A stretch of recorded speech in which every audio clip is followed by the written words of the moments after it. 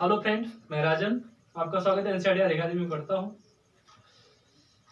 आज हम बात करने वाले हैं भारत में अक्षांशीय और देशांतर रेखा का विस्तार और अक्षांश देशांतर रेखा की कुछ बातें हम विश्व लेवल पर भी बात करेंगे। सबसे पहले बात करते हैं कि अक्षांश और देशांतर रेखा है क्या चीज।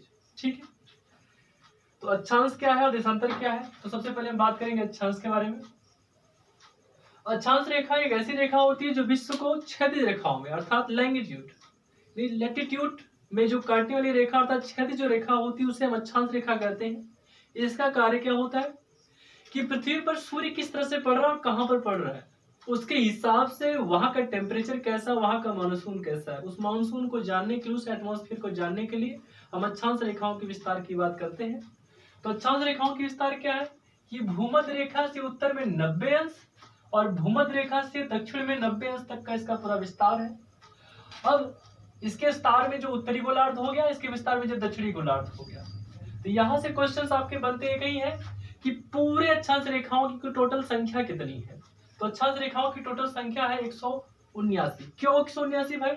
क्योंकि जीरो अगर हम अक्षांश रेखा को छोड़ दें तो उत्तर तक जाने पे 90 तो जाएगा ही नहीं, अर्थात यहाँ पर हो जाता आपका 89। यहाँ पर हो जाएगा उत्तर में 89 और नीचे भी हो जाएगा 89, अर्थात 89 यहाँ हो गया, एक जीरो हो गया, अर्थात टोटल मिलाकर 179 अक्षांश रेखाओं की संख्या हो गई। तो क्वेश्चन बहुत बार आया है कि टोटल अक्षांश रेखाओं की संख्या कितनी होती है। तो अक्षांश रेखाओं की टोटल संख्या 179 होती है।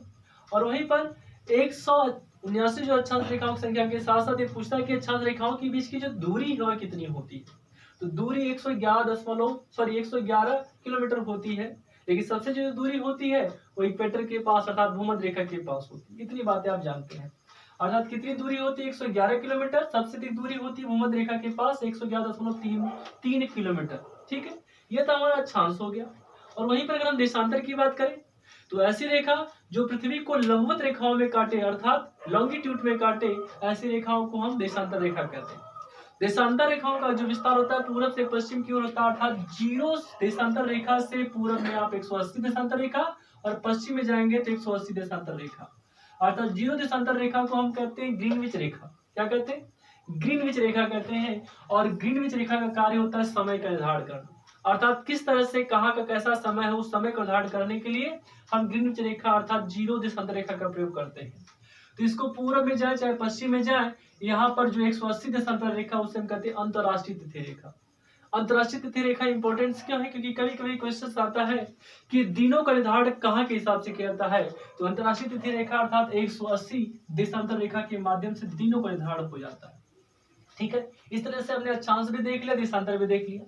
अब देशांतर रेखा की जो बीच की दूरी होती है वो दूरी होती है 111 किलोमीटर। कॉमन की बात है, 111 किलोमीटर दूरी भी होती है, लेकिन सबसे अधिक दूरी कहाँ होती थी ये भी क्वेश्चन आता है। तो वहां इक्वेटर के पास होती है 111.33 किलोमीटर, लगभग इतना होता है। ठीक है, तो अक्षांश क्या हो गया, देशांतर क्या हो गया। और एक क्वेश्चन यहाँ बनता है कि जीरो देशांतर रेखा की पूरब में जाने पर मान में वृद्धि होती है, अर्थात दिनों की संख्या बढ़ती, समय की स्थिति बढ़ती है, और वहीं पर पश्चिम में जाने पर समय की स्थिति में क्या होती है, कमी होती है। ऐसा क्यों?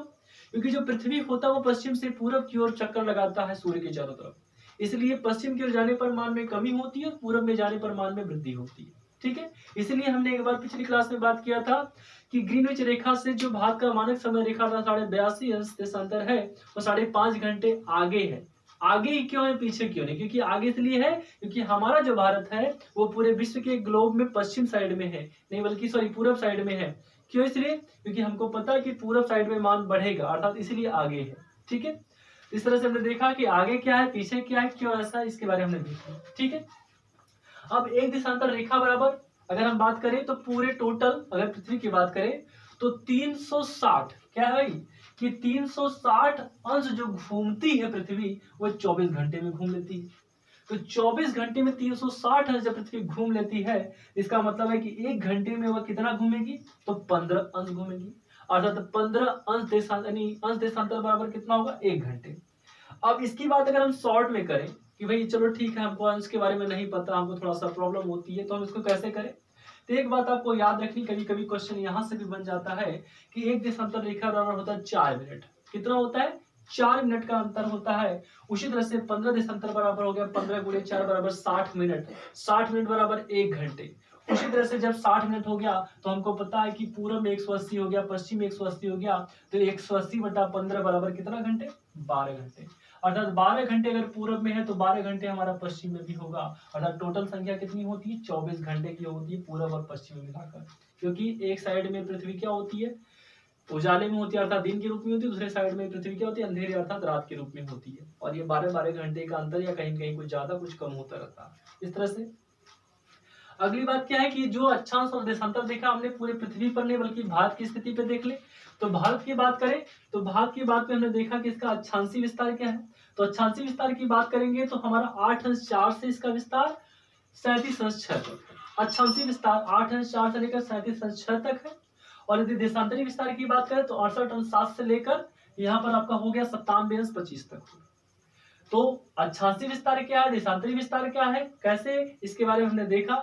इसको याद करने के लिए हमारे पास ट्रिक भी है। ट्रिक क्या है? एक नंबर आपको याद कर लेना, वही जो चीज हमने लिखा वही चीज यहाँ ट्रिक में हो गई। इस नंबर को याद कर लीजिए क्योंकि यह क्वेश्चन से यहाँ से बनता रहता है। इसलिए अगर यहाँ से अगर आपको कंफ्यूजन हो रहा है तो इस नंबर को याद कर लीजिए कि 84 37 84 37 66 87 97 25। इसको याद कर लीजिए। इसमें कैसे इसको जो है कि मानेंगे भाई कैसे इसका याद करें, तो मैंने कहा 84 अर्थात अभी जस्ट हमने देखा कि 8/4 मतलब यहाँ से स्टार्ट होता है 37/6 तक, ये 88 विस्तार हो गया। और वहीं पर 68/7 से लेकर 97/25 तक ये हो गया देशांतरी विस्तार। अर्थात इस पूरे के पूरे नंबर को अगर हम याद कर लेते हैं तो हमारा अक्षांश और देशांतर भारत के लेवल पे कंप्लीट हो जाएगा। तो आज हमने क्या देखा कि भारत नहीं बल्कि पूरे विश्व के लेवल पर अक्षांश क्या है, देशांतर क्या है, अक्षांश की इंपॉर्टेंट कितनी है, कितनी संख्या होती है, उसके साथ साथ देशांतर क्या होता है, देशांतर के बीच की दूरी कितनी होती है, और एक देशांतर रेखा में कितना मिनट होता है, ठीक है। और पृथ्वी जो है कि 24 घंटे में कितना घूम जाती है, और 15 अक्षांश बराबर कितना घंटा होता है, 12 घंटे किधर 12 घंटे किधर 24 घंटे कैसे हो जाता है, और साथ ही साथ पूरब में जाने पर मान बढ़ता है और पश्चिम में जाने पर मान कम होता है, ठीक है। इस तरह से हमने पूरे ओवरऑल की बात आज कर ली कि अक्षांश क्या होता है, देशांतर क्या होता है, भारत के पर्सपेक्टिव में इस अक्षांश और देशांतर का क्या महत्व है। तो आज के लिए इतना ही, बहुत बहुत धन्यवाद।